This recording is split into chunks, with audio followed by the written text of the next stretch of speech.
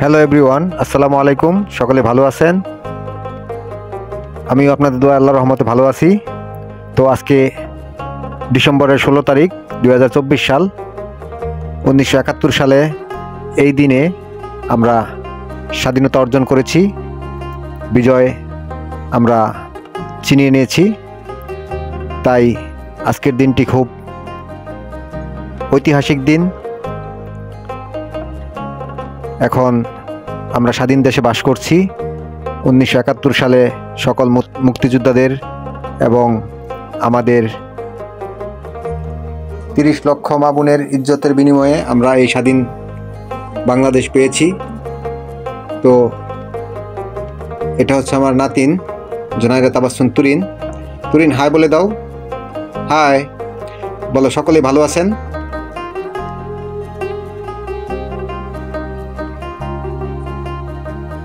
সকলে ভালো আছেন জিজ্ঞেস করতেছে।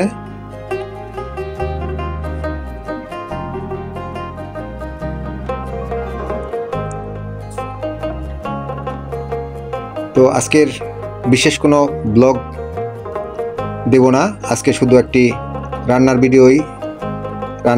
ভিডিও আপনাদের সামনে শেয়ার করব।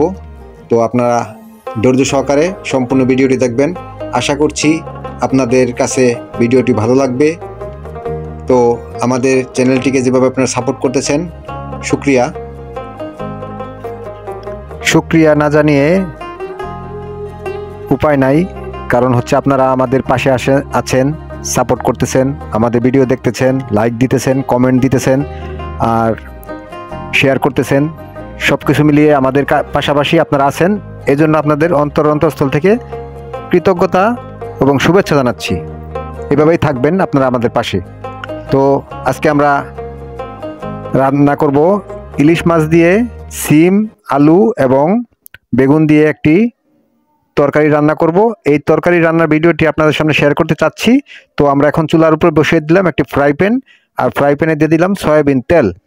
তো তেলটি গরম হয়ে গেছে, এখন আমরা দিয়ে দেব ইলিশ মাছটা ভেজে নেওয়ার জন্য আমরা ইলিশ মাছগুলোকে এক এক করে ফ্রাই প্যানে দিয়ে দিচ্ছি।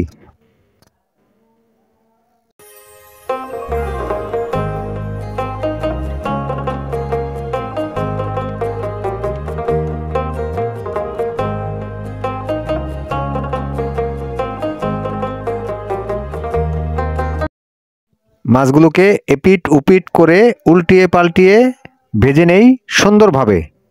তো আপনারা আমাদের পাশেই থাকুন।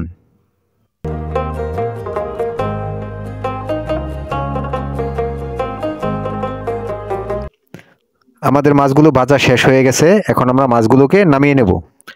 নামিয়ে চুলার পর বসিয়ে দিলাম তরকারি রান্না করার জন্য একটি কড়াই, আর কড়াইটি গরম হয়ে গেছে। এখন কড়াইয়ের মধ্যে দিয়ে দিব সয়াবিন তেল।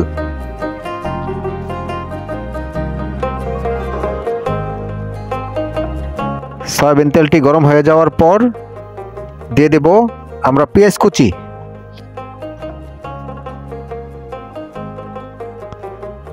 হ্যাঁ, এখন দিয়ে দিচ্ছি পেঁয়াজ কুচি।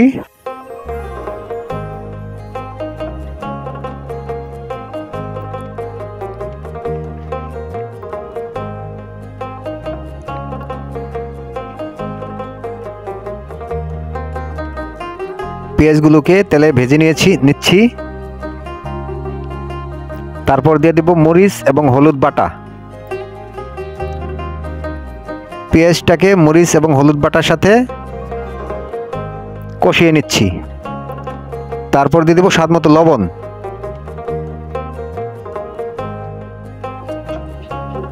সব একসাথে দেওয়ার পর মশলাটাকে ভালোভাবে কষিয়ে নেব।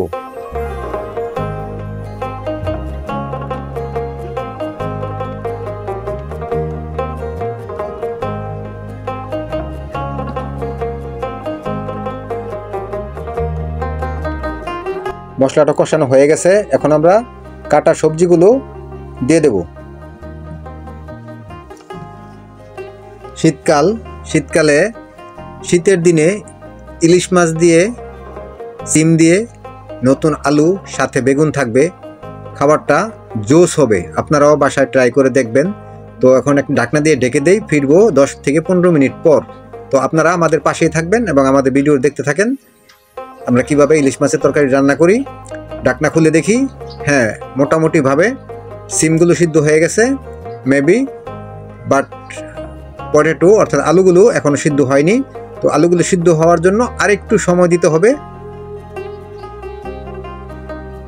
আর এখনও যারা আমাদের এই চ্যানেলটি সাবস্ক্রাইব করেননি তারা অনুগ্রহপূর্বক আমাদের চ্যানেলটি সাবস্ক্রাইব করে পাশে থাকা বেল বাটনটি বাজিয়ে অলে একটি ক্লিক করে দিবেন, যাতে করে পরবর্তীতে ভিডিও আপলোড দেওয়া মাত্রই নোটিফিকেশন আপনার মোবাইলে পৌঁছে যায়। পুনরায় একটা ঢাকনা দিয়ে ঢেকে দেই, আরেকটু অপেক্ষা করি।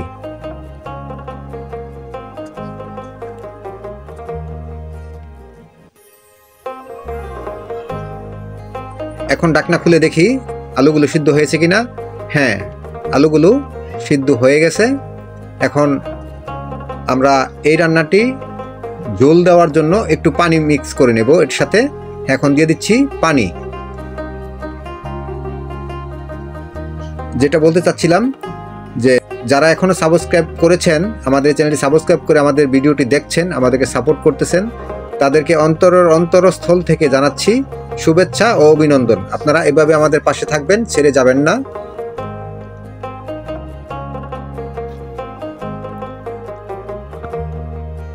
আর ভিডিওটি যদি আপনাদের কাছে ভালো লাগে তাহলে একটি লাইক দিবেন, কারণ আপনার একটি লাইকে আরেকটি ভিডিও বানানোর মোটিভেট যোগায়, উৎসাহ যোগায়, অনুপ্রেরণা যোগায়। তাই আপনারা লাইক দিতে ভুলবেন না। তো আমরা এখন ভাজা মাছগুলোকে এক এক করে দিয়ে দেব। হ্যাঁ, ভাজা মাছগুলো এক এক করে দিয়ে দিচ্ছি।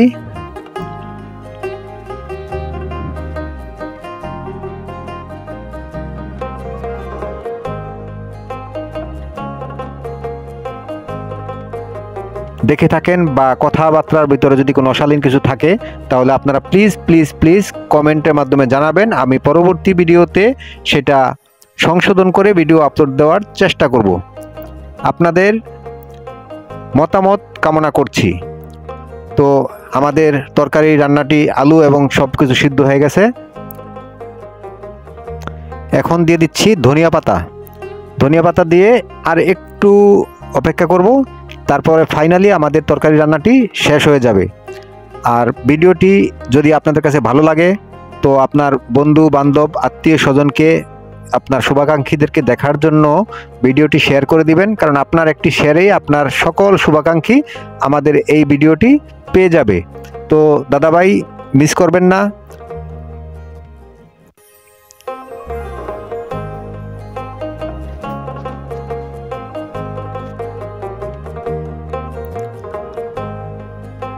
হ্যালো ভিউয়ার্স, আরেকটি বিষয় আপনাদের কাছে আমার জানতে চাওয়া, অর্থাৎ যেটা জানি না, কারণ ইলিশ মাছ এত দাম কেন? ইলিশ মাছ তো আমাদের দেশে প্রাকৃতিকভাবে হয়, আল্লাহ প্রদত্ত, গড গিফটেড। এটা সমুদ্রে বা নদীতে হয়। এটার কোনো বাচ্চা বা পোনা কেউ কোনো অর্থ দিয়ে কিনতে পারে না বা কিনা যায়ও না, কিনতে লাগেও না। এটা আল্লাহ প্রদত্ত, ওইভাবেই বাচ্চাগুলো হয়, পোনাগুলো হয়। আর একটা তেলাপিয়া বা একটা পাঙ্কাশ, একটা রুই মাছ অথবা একটা কারফিউ মাছ, একটা শিং মাছ প্রতি পিস অন্তত কমসে কম 3 থেকে 10 টাকা দরে আমাদের কিনে মাছগুলোকে চাষ করতে হয় এবং এটাকে ফিড খাবার খাইয়ে এটাকে বিক্রির উপযোগী করতে হয়। তাহলে এর মধ্যে প্রচুর পরিমাণ খরচ আসে, অথচ সেই মাছ আমরা খাচ্ছি 200 থেকে 300 বা 350 টাকা করে। আর ইলিশ মাছ প্রাকৃতিকভাবে খাবার খেয়ে বড় হচ্ছে, সেই মাছ আমরা নিম্নতম বাজার দর 700 থেকে 1000 টাকা দরে মার্কেটে পাওয়া যাচ্ছে। এই জিনিসটা যেটা জানি না সেটা আপনারা একটু আমাদেরকে জানাবেন, আমাকে জানাবেন যে ইলিশ মাছ এত দাম কেন? আমাদের দেশে প্রাকৃতিকভাবে আমাদের দেশে হচ্ছে, এটা বৈদেশিক থেকে আমদানিও করতে হয় না, যে আমদানি করে কিনে আনতে হয়। এটার এত দাম কেন? একটু প্লিজ প্লিজ প্লিজ কমেন্টে জানাবেন যে এটা কিভাবে কি হয়। তাহলে ভিউয়ার্স, আজকের ভিডিও ওই পর্যন্তই রাখছি। সকলে ভালো থাকবেন, সুস্থ থাকবেন এবং কষ্ট করে সম্পূর্ণ ভিডিওটি দেখার জন্য সকলকে ধন্যবাদ। আল্লাহ হাফেজ। সকলে সুস্থ থাকবেন, ভালো থাকবেন।